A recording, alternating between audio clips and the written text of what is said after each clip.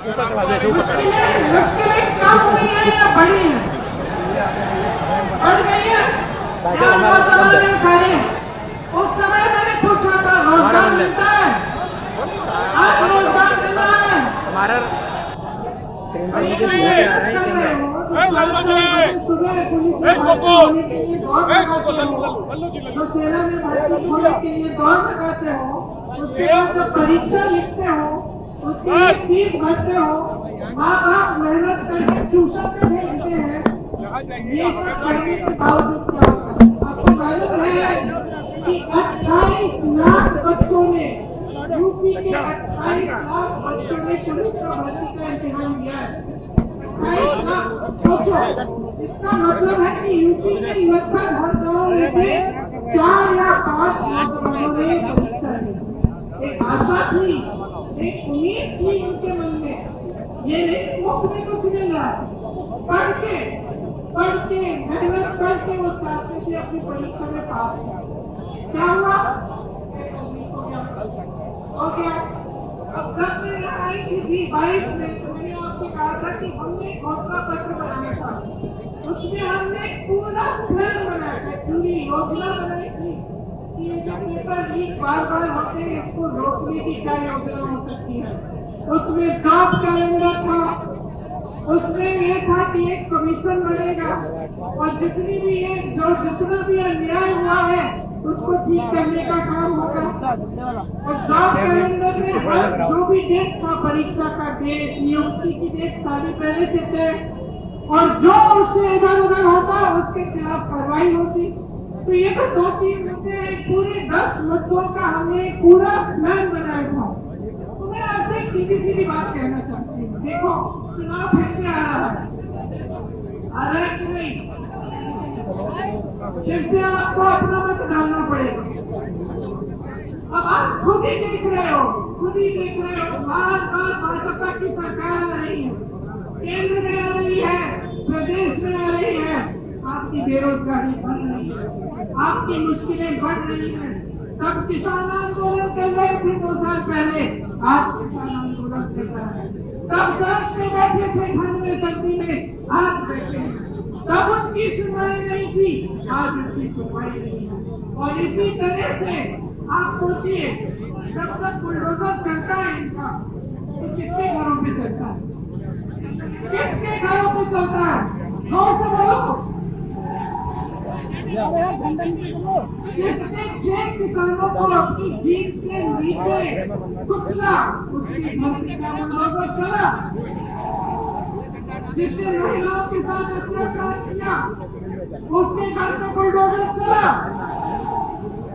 जो ये paper leak के घोटालों से पैसे खाए जा रहा है, उन लोगों के जिन्होंने पैसे खाए, जो बार घोटाला करते, बार लीक कराते, उनके घरों में बुलडोजर चला? नहीं चला ना। सोचिए, ऐसा बहुत बड़ी बातें दिखाने के लिए कितने बड़े इश्तिहार आपको दिखते हैं, जिसमें आपको दिख रहा है कि बहुत तरक्की हो रही है। जब तक आपकी तरक्की नहीं होगी, तब तक आपको रोजगार नहीं मिलेगा, जब तक आपके पेपर लीक बंद नहीं होंगे, तब तक आपकी तरक्की नहीं हो सकती। जब तक यहाँ की महिलाएं सुरक्षित न हो, आगे बढ़ नहीं पाए, तब तक आपकी तरक्की नहीं हो रही है। तो मैं सिर्फ आपको, मैंने उस समय भी बोला और अभी भी बोल रही हूँ, अपने अनुभव को देखो कि भाई 5 सालों में 10 सालों में मिला क्या है? नौकरी मिली, दुकान जाते हो तो सब्जी खरीद पाते हो। आपको मालूम है गन्ने का जो दाम है, जो आपको मिलना चाहिए सरकार से, वो हर साल, पिछले 7 सालों में हर साल सिर्फ मात्र 7 रुपए गन्ने का दाम बढ़ा है कि नहीं? 7 रुपए, ठीक है? तो मान लो 5 सालों में 35 रुपया बढ़ा होगा, और आपको सब्जी खरीदने जाते तो कितने बढ़ गया दाम? आलू मिलता है, प्याज मिलती है, टमाटर मिलता है, आप जाते हो 3 चीजों को लेने के लिए, घर आते हो 1 लेके। तो नहीं देखो, जब तक आपको खुद समझ में नहीं आएगा, जब तक आप अपने अनुभव पर नहीं उतरोगे तब तक कुछ नहीं बदलने वाला। हम चीखते चिल्लाते जाएंगे, कुछ नहीं बदलेगा। बदलाव तब आएगा जब आप अपनी परिस्थितियों को समझकर अपना वोट डालोगे, जब आप सवाल उठाओगे सरकार से कि मुझे सब्जी क्यों नहीं मिल रही है, इतनी महंगाई क्यों है, मेरा बच्चा पढ़ता है, मेहनत करता है, उसको नौकरी क्यों नहीं मिल रही है। जब तक ये सवाल आप नहीं उठाएंगे, जब तक इन परिस्थितियों को देखते हुए आप अपना वोट नहीं डालेंगे, तब तक आप इसी खाई में डूबे रहोगे। इसीलिए मैं आपसे कहना चाहती हूँ, इस खाई में से निकलो। जब वोट डालने जाते हो सोच समझ के अपना वोट दो। कांग्रेस पार्टी के पास योजनाएं हैं, करके दिखाए, और आप सब अपने लिए अनुभव से ये चीज समझते हैं। तो आज आपके बीच आकर मैं सिर्फ इतना कहूंगी कि जो भी वोट आप डालने जा रहे हो, बड़ी बड़ी बातों पे मत डालो, जो ऊपरी दिखावा है उसके मत डालो। जो तुम्हारी जिंदगी में गुजर रहा है, जो तुम्हारा जीवन है, तुम्हारा अनुभव है, तुम्हारी परिस्थिति है, उसको समझ के कि ये क्यों हो रहा है आपके साथ। ये न्याय यात्रा है। राहुल जी, भारत जोड़ो यात्रा में 4000 किलोमीटर क्यों चले?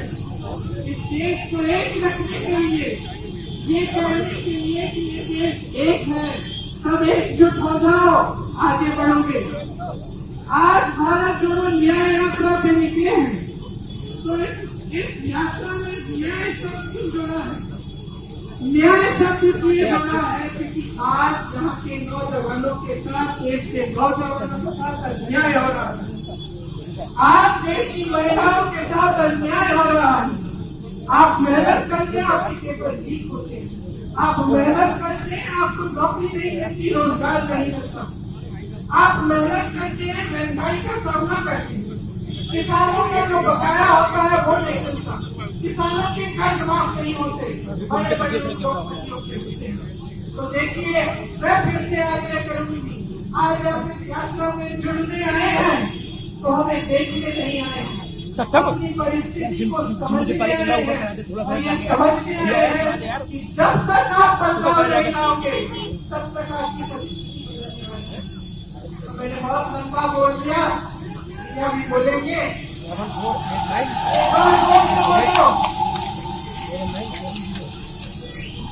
एक बार जोर से बोलो, राहुल गांधी, राहुल गांधी, राहुल गांधी।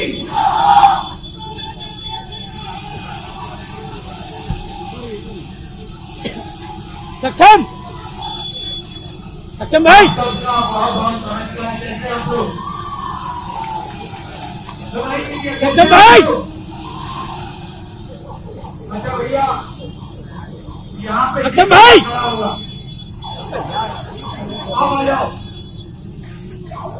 आप आ जाओ। सक्षम भाई, क्या फिर हम पूरे आएगा, कुछ नहीं दिख रहा है। ये जिप वाले कैमरा ऊपर करा दो, ऊपर करा दो, जिप पे ऊपर, भैया आपका कोशिश की ऊपर आइए जरा। जिप पे ऊपर करा दो।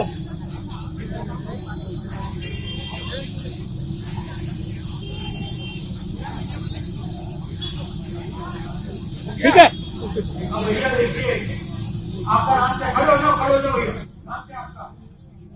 आयुष कौशिक जी हैं। नमस्कार करो जरा। अब बताओ मुझे एक बात, अभी बुलाइए। आयुष जी से नहीं पूछ रहा, मैं आपसे पूछ रहा हूँ। आयुष जी जरा इधर देखिए। अब मान लो अगर हमें आयुष जी की जेब काटनी हो, मान लो भाई भैया आयुष जी की जेब काटो, भैया, सबसे पहले हमें क्या करना पड़ेगा? हाँ, सबसे पहले भैया आयुष जी उधर देखो जरा। हाँ वो देखो भैया, ये देखो, इधर देखो जरा भैया, वो ऊपर देखो, खड़ा हुआ है, और देखो जरा।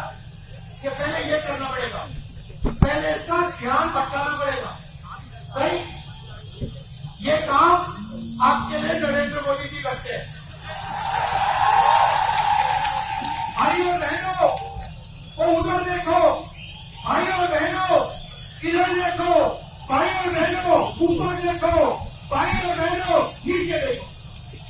उसके बाद क्या चाहिए आपको? उसके बाद कौशिक की तरफ घूमिएगा। उसके बाद जब उसका ध्यान चला जाएगा, पीछे से कोई आएगा, है ना, जिसको आना पड़ेगा। वो कौन है भैया? वो अदानी है, वो अदानी है। ठीक है, अब मान लो ध्यान भटका दिया और पीछे से जेब काट दी, तो किसी किस चीज की जरूरत है? हाँ भैया, बोले ये डंडा खाती देना, ये डंडा उतार दो, इससे काम देना है, छोटा नहीं चाहिए, बड़ा चाहिए। ये और ये तो पहला जो ध्यान भटकाता है नरेंद्र मोदी जी, दूसरा जो जेब काटता है काटता है अदानी जी, और तीसरा जो डंडा लिए घूमता है अमित शाह। आप तुम लोगों ने कुछ किया? जब ईडी आए, सीबीआई आए, इनकम टैक्स आए, पुलिस वाले आए, तो कुछ किया तो फिर देखो कैसा डंडा लगता है। आयुष जी धन्यवाद आपका। अरे करके फोटो ले लो, आ जाओ। ये भैया आ जाओ, आ जाओ।